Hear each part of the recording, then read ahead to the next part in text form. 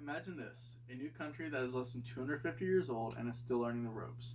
They create a government and split themselves into two factions, with two different beliefs. Over the course of the next 200 years, they go through many foreign wars, but eventually they realize the real war brewing is due to the difference in ideas and goals of the two factions they originally created. One of the factions, however, develops a plan, and that plan involves releasing a pathogen they plan to release during a key year in this country's existence in an attempt to overthrow the government, split the nation in half, and kill off old ideas and the people so they can implement new extreme practices whilst destroying the economy, taking away the rights of both the factions, and pushing the civilization towards a new path. If you have not guessed by now, I am referring to the United States, the Democratic extremists, and the coronavirus. You may argue that there is no way the coronavirus was released and used for this purpose, especially by the Democratic extremists. However, there is proof related to the timing of the release and when Phase 3 positive COVID-19 vaccine news was released. Firstly, the timing of the coronavirus pandemic could not have been any better for the Democratic extremists. The current Republican president had a great economy and a large following, great international relations, and was on track to gain another 4 years. However, with the release of the pathogen COVID-19 during his last year, his economy had a very large drop. His followers, who are made up of a majority of working class people and older individuals, were left jobless due to the shutdown.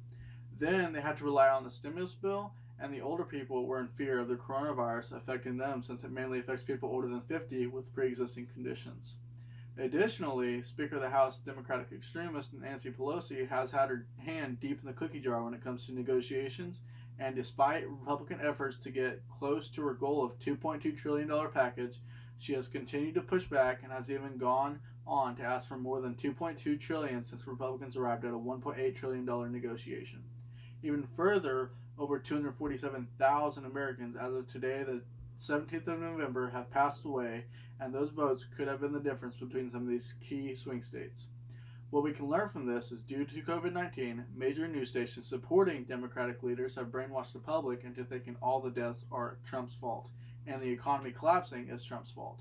As well, Republican voters may have turned away from Trump since they are running low on money due to the shutdown and slow work and Democrats blocking stimulus. The working class, Republican followers now realize that if they want to get the stimulus bill money, they need to vote in a Democratic president so a stimulus bill can finally get passed. Secondly, wouldn't you call it suspicious if it normally took a company 5+ years to possibly create a vaccine, but somehow a vaccine is started and almost finished in less than a year? What is even more suspicious is that positive Phase 3 news from Pfizer was released only days after Joe Biden won the president-elect.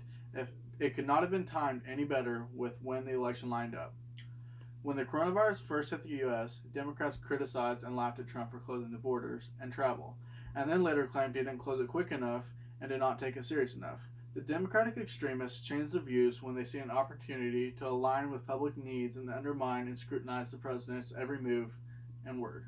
They used the coronavirus to take advantage of the president and the citizens of the U.S. and somehow developed more followers whilst blaming Trump for everything. Eventually, they may even obtain national mandated vaccinations and travel bans if they are not followed. In conclusion, the coronavirus has brought Trump's presidency to a downfall. The Democrats used it perfectly to make him look bad to the public. They tore apart his economy, killed some of his older followers as a way of blocking votes and killing off old ideas, financially disrupted and persuaded Republican voters to find change in a new party by blocking stimulus bills and overusing biased media, and then rubbed it in everybody's face by releasing positive COVID-19 news right after the Democrats won presidency, and will most likely wait till Biden takes office to release the stimulus bill and the vaccine so they can officially say that the Democratic Party saved the American people.